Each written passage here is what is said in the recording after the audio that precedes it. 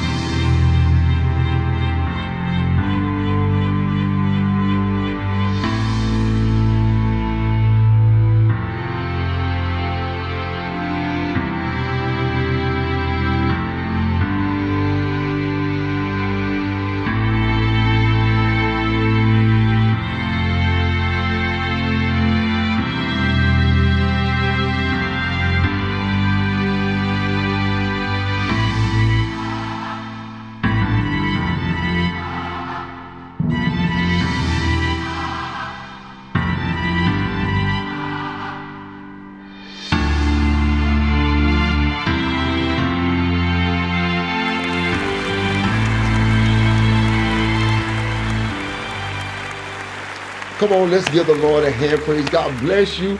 We are so excited about you joining us on this blessed day. We thank you for your tremendous support to this ministry and to this broadcast. We have a wonderful, wonderful program for you on this day. We are celebrating the life and the legacy of Dr. Martin Luther King Jr. and those iconic figures who have served and who have labored for so many years in the fight for freedom and for our civil rights. Let's give the Lord a hand praise for all of those freedom fighters. I want you to know that I'm not in this room by myself today, but I have one with me on today who has labored and who has given of his life for civil rights and for the gospel of Jesus Christ. I'm so thankful to have Dr. John Mendez, the retired pastor of the Emmanuel Baptist Church right here in Winston-Salem, North Carolina. Come on, let's receive him on this day. And we're going to be having a major conversation around the life and the legacy of Dr. Martin Luther King Jr. and what we need to be doing today. So I'm going to ask that you would call up a family or friend, a pastor, a church leader, and you want to hear this conversation that we're going to be having about the life and the legacy of Dr. Martin Luther King Jr. How you doing, Dr. Mendez? I'm doing great. Glad to be here with you, Dr. Mack. Man, I'm so glad to have you with us. And I want you to know, man, that every time this time of the year comes around, I'm so reminded of people like yourself who've given of your life to continue to fight for civil rights and stand for justice for those who are in need of that. Tell me now, you actually met Dr. Martin Luther King Jr., is that right? Tell us about that. I went to a great church in Harlem, New York. And my pastor was one of the giants in the country at the time, with people like Dr. Sandy Ray, Gardner Taylor, Yes. and that group. He was the older man of them at the time, but he was held in high regard. And Dr. King, in fact, let me go all the way back, when he was in Harlem and was stabbed by a demented woman, the family stayed at the parsonage for a time, and I think they shared between Dr. Sandy Ray's home and the parsonage in Harlem. Dr. Maxwell, Oakley Maxwell, was a very close friend of the King family. And growing up, I used to hear Dr. King Sr. and then Dr. King Jr., and we would have long conversations about them. At the time, I didn't realize how much I would really become involved with the work that he was doing. But as I got older, I felt that sense of calling and belonging. And so as a teenager, I was in the midst of all of them because of my closeness to Dr. Maxwell. Yes. And I used to work at his parsonage, clean his house, yes, when I really was reading his books okay, in the library. And I learned what books preachers needed, yeah, to read okay, and to have in their possession. And any time during the day, one of the great preachers would stop by the parsonage to see Dr. Maxwell. And I remember Dr. Taylor coming, and then one day Dr. King showed up, you know, unannounced. Wow. It just happened to be on his way somewhere else. Wow. And then there was Wyatt T. Walker, yeah, about 5 blocks up the street.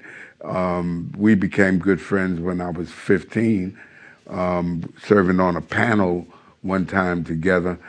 And we were just surrounded at that time. So what I want to talk about is some things that people really didn't know about Dr. King.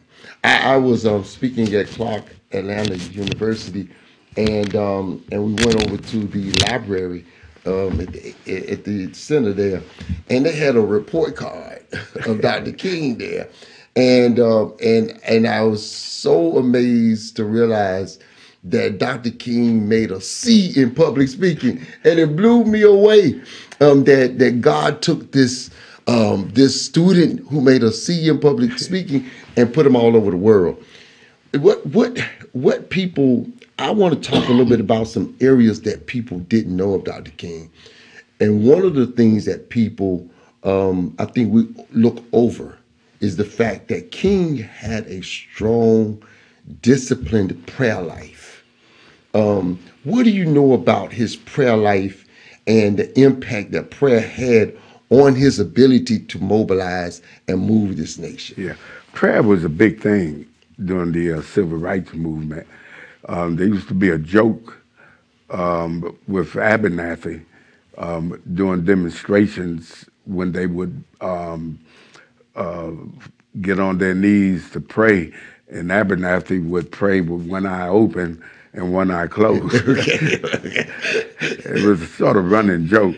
But early on as a teenager, when I really got my head together, and I went back and got many of my gangbanging buddies, and I took them to hear Dr. King. How old were you at that time?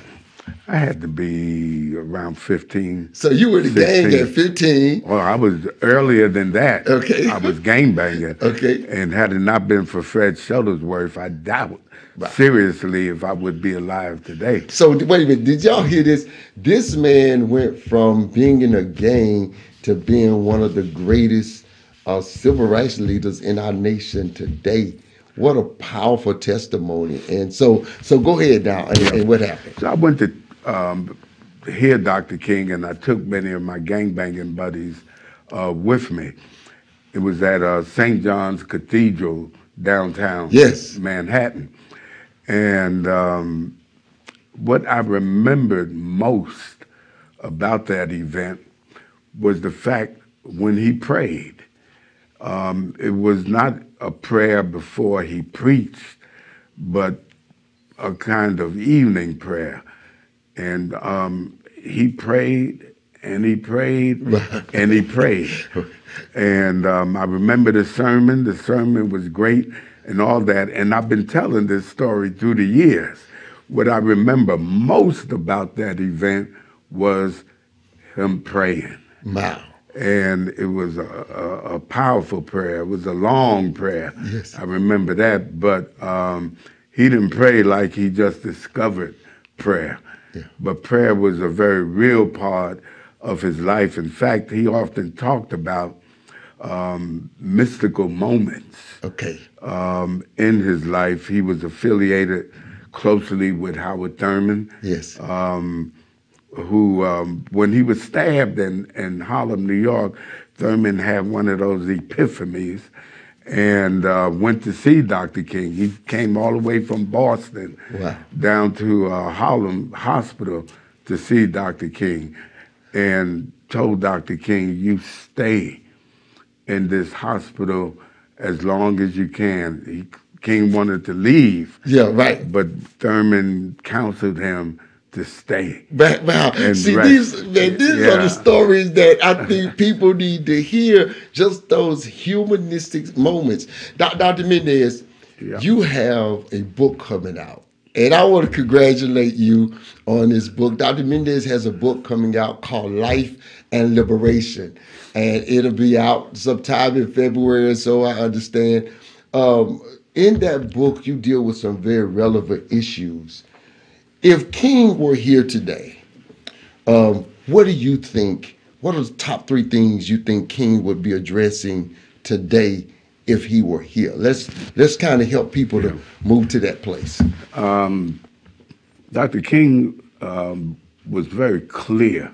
He became clear after he had a run-in with Fannie Lou Hamer, and actually SNCC at the time. King made a major mistake. He was human. He sided with Johnson, President Johnson, and Senator Eastland of Mississippi against Fannie Lou Hamer. A lot of people don't know this story, but she was respectful, but she got him in private. And up until that point, Dr. King had not really come out against the war in Vietnam, or had taken the struggle to the level of dealing with poverty.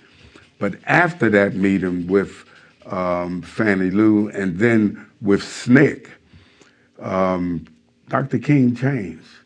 He came out against the war in Vietnam publicly, and then he organized the Poor People's Campaign, which became major for him while he still continued to fight racism, you know, as such.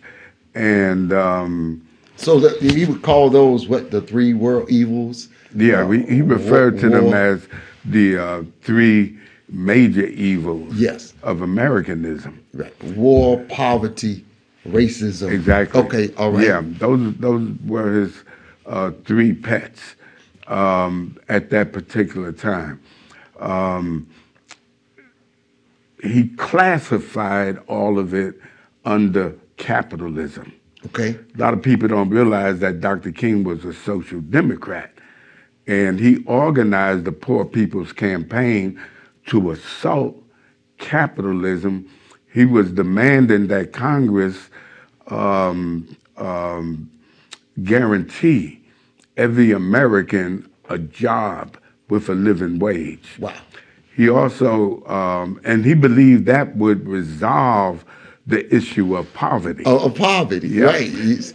He also demanded affordable housing and the end of impoverishment, as such. Dr. Mendez, does it amaze you that today we're still dealing with those same issues? Well, oh, absolutely. And I believe, had he been successful before they assassinated him, this would be a different country today. He was going to jam up D.C. and all the big cities until Congress signed an economic Bill of Rights. That's when the powers that be said he got to go. Wow. Okay. Because he was talking about transforming the nature of the system so that he talked about a more equitable distribution of the wealth. Of wealth, yes. Of the nation as such. Let's talk to the pastors for a second, Doc. If there's a word that pastors could preach today, what text would you recommend that a pastor would preach today that would put the work and the legacy of Dr. King to work in their congregation? That's not hard to answer. Okay, all right. Luke 4. All right, talk to 18. me. Preach to me. Yeah. Preach to me, Doc. Dr. King was very prophetic. In fact, I get kind of teary-eyed. I was with him the last week of his life. He came to preach for Dr. Sandy Ray, who had just built a community center. And Dr. King was the preacher. He took his text from Luke 4, 18 through 24, and he went on to preach about the church,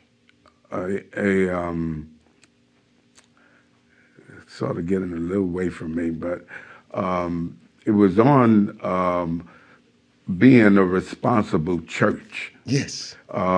Predicated on the actual program or ministry that Jesus outlined in Nazareth when he went to the synagogue that day. The Spirit of the Lord is upon me. He's anointed me to preach the gospel to the poor, to open blind eyes, to set the captives free, and to liberate the oppressed. And nobody could preach that text the way Dr. King did. And I remember that Sunday, it looked like everybody was there, from out of town, in town. I remember I stood up through the whole service. The place was packed. He was about 2 hours late getting there. But nobody moved. He wasn't on time, but he was in time. He was in time. He was definitely in time. But that's the text that was relevant, not just for Dr. King, but even for Black theology and liberation theology as it emerged. And that's still very much with us. Yes. My 42 years of pastoring, that was the text that guided me in my ministry. And I knew then that I couldn't be just confined to the four walls of the church, but we were in the midst of a larger community of suffering people, hurting people. And Du Bois, in his book on Dark Waters, insinuates that it's important to know and understand Black suffering.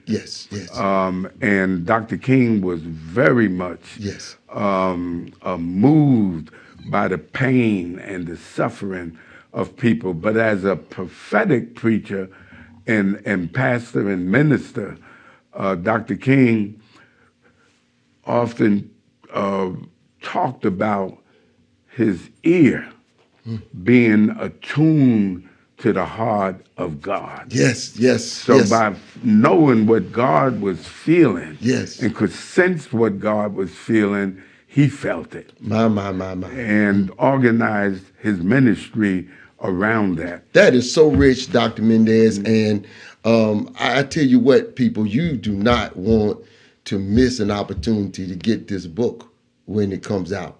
Life and Liberation.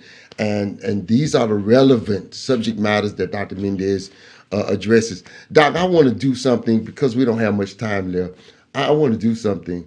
I'm going to just say a phrase and I want you to tell me what you think Dr. King would say about that issue. Okay, and so I'm just gonna name it. Okay, January the 6th attack on the Capitol. What would he say? In just a few words, what would he say? First of all, he would condemn it, and he would see it as a reaction to the progress that we made in civil rights, human rights, and among other rights and whatnot. So he would have anticipated that at some point, given the fact that there's a move in this country to want to go back. When President Obama became president, it scared that crowd because, as Toni Morrison says, that there's still a lot of people in this country who still think this is a white country.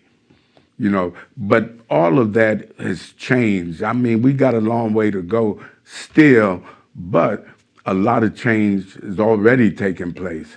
And that was January 6th was a reaction to the progress that's being made. And there's this fear out there where there are a number of white people who believe that because the numbers may shift, where there's a majority of darker people in the country, and they feel a sense of threat by it. Right. And there's nothing in African American history or the history of people of color that want to dominate.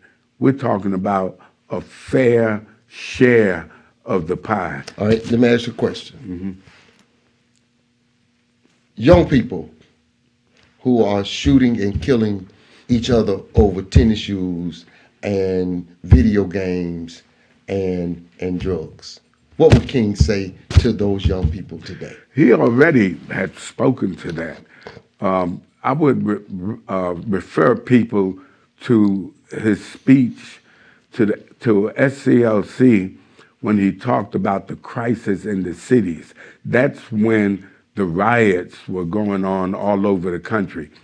And he condemned it on the one hand, but on the other hand, he said, you have to deal with the folk that created the darkness, that was responsible for the riots, etc. He referred to the riots as the voice, the rage of the unheard. Of the unheard, but also folks that, the people, it was a derivative kind of violence. In other words, they didn't cause the violence. The system caused the violence, and they were, in fact, responding to it. So, but there were at least 5 causes that he identified as it relates to the riots. We don't have time to go through them now, but I would certainly reference people to look up Dr. King's speech on the crisis of our cities. I think it's 67, maybe 68. I want to think maybe 67. What would he say about, how would he celebrate white, black, and brown people coming together today? That was his dream. Okay. That was his dream. He often, along with Howard Thurman, talked about the interconnectedness, interrelatedness, and interdependence of life. He saw everything together. And he understood the reason why there was so much separation in the country was because of racism, which went all the way back to the 1400s and whatnot, that spilled over when Europe decided to use violence in order to conquest at least 2/3 of the world of color. That spilled over into psychology that gave us the rationale that justified the violence and the conquest. Yes. As such. And when he became familiar with Gandhi and saw what Gandhi had done through nonviolence, and then later Kwame Nkrumah in Africa, he realized that that was the way to go. Yeah.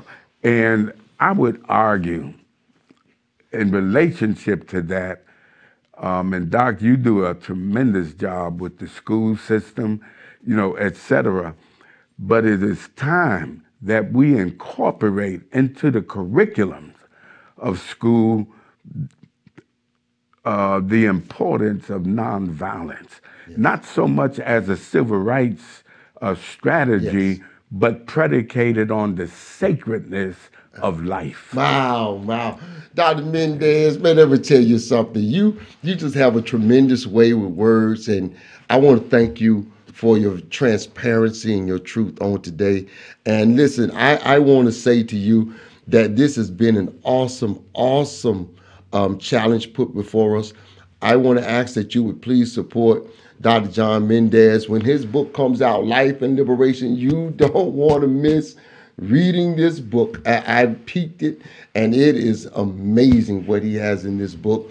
And I want to thank you for joining us today. I hope that you have learned something more about Dr. Martin Luther King Jr. We ask that you would support the local programs that are taking place, the noonday hour celebration right here at Union Baptist Church on Monday. We ask that you would support that program, and also the Ministers Conference of our city and vicinity. That celebration will be on Sunday afternoon. We ask that you would support that as well.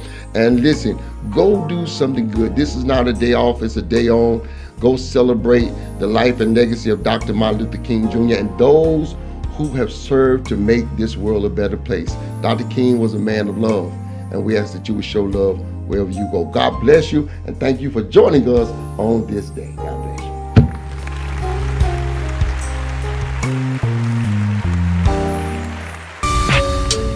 We invite you to make a contribution to the ministry. Through your giving, we reach our community and expand his kingdom. And we recognize the one who gave us everything. To give, you can use technology. Use the Push app or go to Giving page on the Union Baptist website. Use the Cash app, $UBC 1200 trade. Use the Givelify app, Union Baptist Church, Winston-Salem. Let us show love through giving.